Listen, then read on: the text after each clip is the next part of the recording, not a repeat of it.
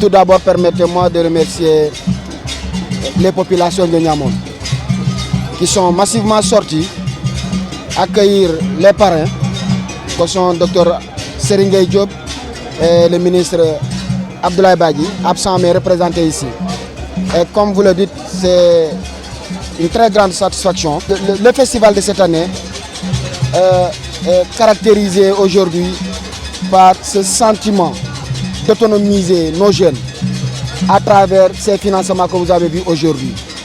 25 millions décaissés et mis sur la table des populations de Niamone aujourd'hui.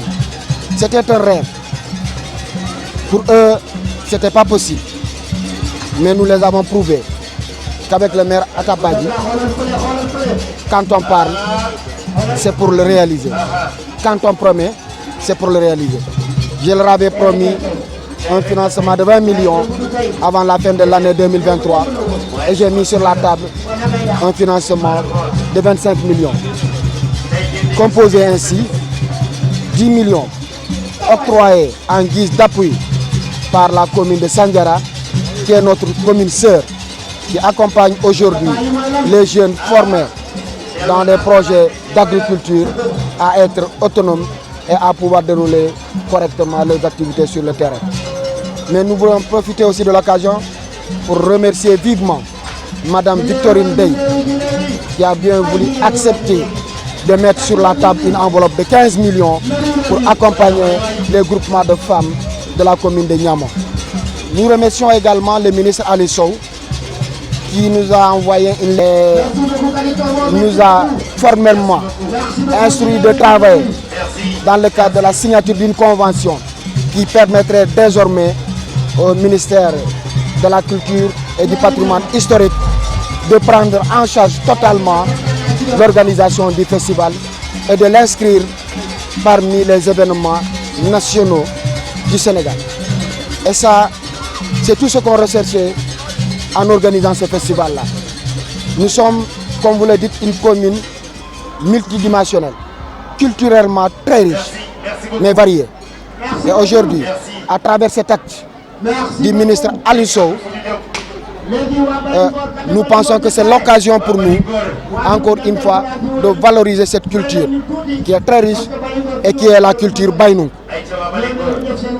Une des premières cultures de cette belle Casamance, mais méconnue de la population.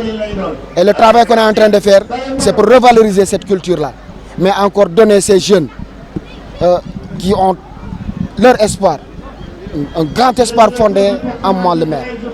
Leur dire que c'est possible de réussir ici leur vie. Leur demander d'abandonner les bateaux, de croire à nos projets de développement, de croire à ce qu'on est en train de faire, car c'est avec eux qu'on peut construire cette belle commune. C'est avec eux qu'on peut construire la commune de Niamone. Alors, nous leur demandons solennellement d'abandonner les pirogues, d'abandonner la mer et de croire à mes projets de développement, car je ne parle pas pour parler, mais je parle pour réaliser. Et aujourd'hui, je pense que c'est un jour illustratif. Et s'ils continuent, la main dans la main, tous unis, nous vaincrons en tout cas ce qu'est la pauvreté dans cette commune-là. Je leur ai promis de créer des millionnaires. Aujourd'hui, c'est une réalité. Et j'ai dit que dans 10 ans, dans cette commune de Niamone, il y aura des jeunes millionnaires. Nous n'avons pas besoin d'être diplômés pour être millionnaires. Nous n'avons pas besoin d'être des ingénieurs pour être millionnaires. Nous avons juste besoin de jeunes travailleurs, de jeunes courageux. Et moi, j'apporterai le soutien qu'il faut pour transformer ces jeunes-là en jeunes millionnaires. Et je le ferai, Inch'Allah. J'ai commencé, et ça, ce n'est qu'un début, comme l'a dit le maire de Sandiara. Nous allons bientôt, au mois de février, les convier encore à une autre rencontre pour un grand financement de ces jeunes dans leurs activités agricoles. Je pense que Sandiara aujourd'hui, nous l'acceptons tous que Sandiara est un bon modèle. Aujourd'hui, tout Sénégalais qui est dans ce pays, qui vit dans ce pays, accepte que Sandiara est un modèle de gestion des collectivités territoriales. Et que Sandiara est un exemple. Nous devons tous, si on est vraiment ambitieux, travailler à utiliser ce modèle de Sandiara dans nos gouvernances locales. Et c'est la raison pour laquelle mon investiture le 8 février, d'expérience avec cette commune sœur de Sandiara qui est en train d'émerveiller tout le Sénégal entier. Et à travers cette commune-là, nous voulons emprunter ce chemin pour aussi non seulement émerveiller nos populations, mais dire à mes jeunes qui m'accompagnent, à ces jeunes qui croient en moi, à ces jeunes qui croient en mes projets de développement, que c'est bel et bien possible d'être millionnaire sans être un ingénieur, sans être un directeur général, mais d'être millionnaire en acceptant de se donner corps et âme sur la terre. Je l'ai dit dans mon discours, c'est un véritable casse-tête pour les populations de la commune de Niamey.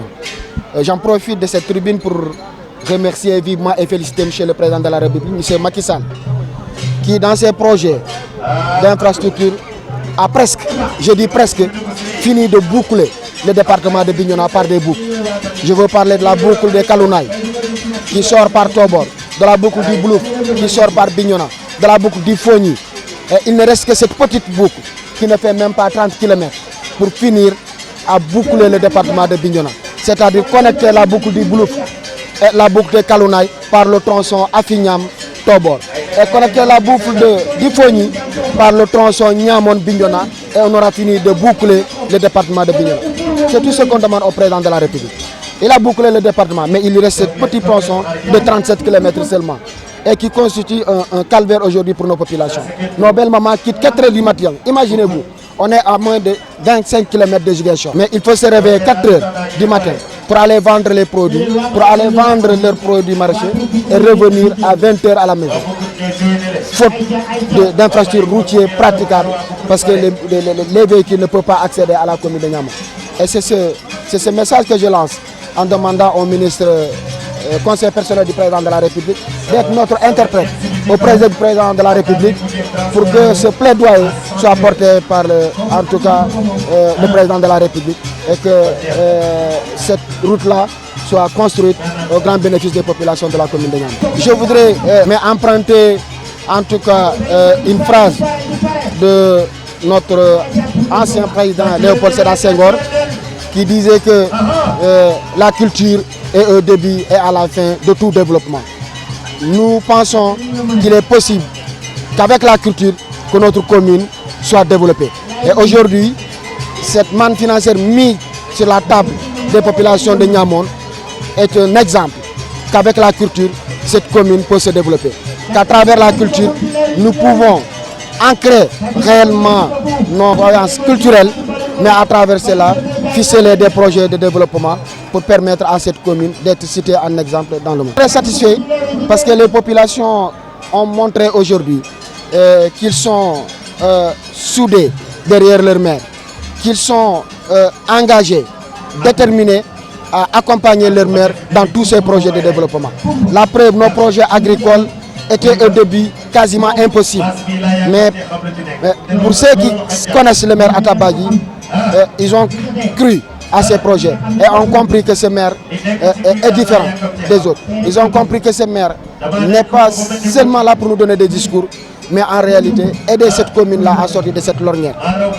Aujourd'hui, ce festival, la deuxième édition, je le disais tout à l'heure, nous a vraiment dépassé en termes d'organisation, en termes de mobilisation des populations. Et c'est tout le sens de notre appel que nous avons lancé au ministre de la Culture et qu'il a accepté de venir pour dire que le festival commence à grandir d'année en année et que nous aimerions que l'État puisse prendre en charge l'organisation du festival-là pour que ça soit un exemple, non seulement dans la région de Ziguinchor, mais dans ces pays-là, et qu'on croit qu'à travers la culture, on peut bel et bien développer nos chefs. Aujourd'hui, vous avez vu la troupe Balante qui vient de Guinée-Bissau. Vous avez vu la troupe Baïnoun qui vient de la Gambie. C'est pour dire, en tout cas, tous les pays limitrophes ont participé à ce festival-là. En dehors de ces troupes, vous avez vu tout à l'heure la prestation de la troupe Ekonkon qui nous vient de Oussou, de la troupe Alpra qui nous vient de Fouta et de la troupe Serer qui va bientôt prester, qui vient du Sine Saloum. Pour dire que c'est une commune, comme on le dit, multiculturelle et qui représente plusieurs cultures. Et toutes ces cultures ont accepté de prêter et de montrer en tout cas tout ce qu'ils ont de cher qui est la culture. Et c'est pourquoi vous avez vu cette multitude de troupes qui en miniature représentent la commune de Niamey aujourd'hui dans ce cercle-là. Je pense que je vais commencer par Antoine de Saint-Exupéry, comme vous l'avez cité. Antoine de Saint-Exupéry disait que l'avenir, on ne peut pas le prévoir, mais on peut le permettre. Monsieur le maire, on ne peut pas prévoir demain de quoi Niamone sera fait. On ne peut pas prévoir les installations qui auront lieu ici à Niamone, mais on peut permettre à la population de Niamone d'être riche. On peut permettre à Niamone d'être une commune modèle, une commune développée, une commune industrialisée. Et c'est le sens de notre accord, c'est le sens de notre convention. Mesdames et messieurs, je voudrais, au nom de la délégation qui m'accompagne, remercier toute la population de Casamance pour cet accueil chaleureux, cet accueil fraternel, à l'image de Hagen et Djamboy. Nous sommes des Sérères venus rendre visite à leur maître Diola, uniquement pour aujourd'hui. À partir de demain, nous allons retourner l'ordre normal des choses, c'est-à-dire les maîtres qui seront les Sérères, et après-demain, on va refaire la même chose. Mesdames et messieurs, nous sommes venus pour vous apporter le salut des populations de Sandiara, des populations du Sénégal, des populations de tous les pays, du nord et du sud. J'ai vu des milliers de tonnes de mangue pourrir. J'ai vu des milliers d'oranges pourrir. Pour l'ingénieur agronome que je suis, j'ai trouvé que c'était une perte phénoménale.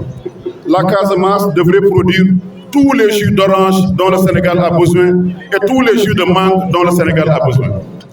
Et c'est ça, le premier pilier de l'industrialisation de cette zone, ça doit être l'agro-industrie, l'agro-business.